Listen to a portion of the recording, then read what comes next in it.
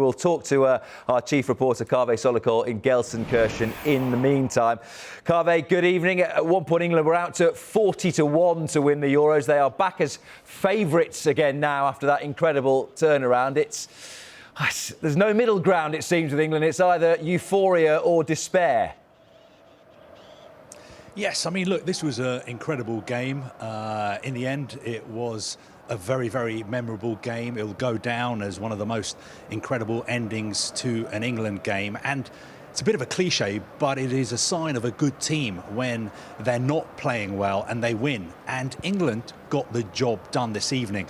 But I think we need to put it into context. I think we need to keep things in perspective because for 90 minutes or so, they were second best. Really, they could have been 2-0 down after 10 minutes. Slovakia looked like the better team.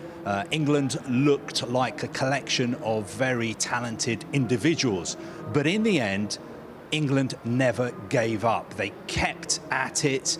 They had to wait until the 77th minute, I think, until they had a clear-cut chance. Harry Kane header going wide. Then a few minutes later, Declan Rice hit the post with a long-range effort.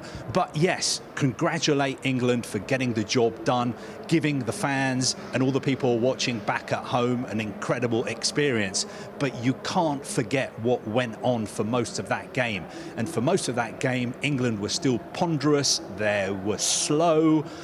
They didn't have very much creativity. There wasn't too much bravery on the ball, but they got the job done. And in tournaments like this, it's all about winning. And yet again, Gareth Southgate keeps his 100% record in round of 16 games in major tournaments.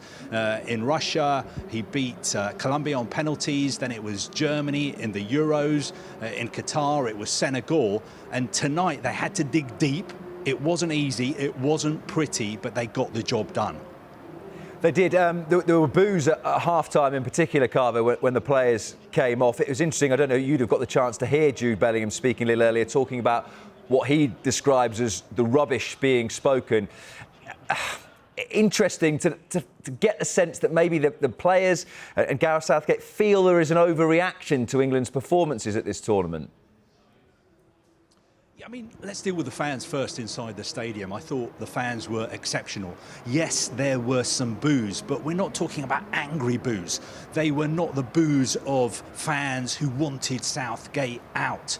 They were boos of frustration. They were boos because these fans know that the England squad has some of the best players in the world and they are not producing on the pitch. So there were some boos, especially at half-time. And just before Jude Bellingham scored, actually, on the big screens above the pitch, there was a quick shot of Gareth Southgate on the bench. And again, there was some boos around the stadium. And at that stage, you thought this is the last few seconds potentially of Gareth Southgate's time as England manager. And I was thinking in my head, how is he going to react at the final whistle? How are the fans going to react to him?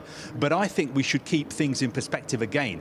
The fans backed the England team right up until the end. They were roaring them forward. They were backing them 100%. Yes, they were frustrated with the performance. Yes, they're frustrated with Gareth Southgate. But I think that has more to do with how much money they've spent, how much time they've given up to come and support England, and they expect more. And I think Bellingham's goal and Kane's goal could be the spark that England needed, because so far they have been very timid, they have been ponderous, they have been lethargic, and just that goal, that moment, that excitement, maybe that will be the spark that they've needed here in Germany this summer.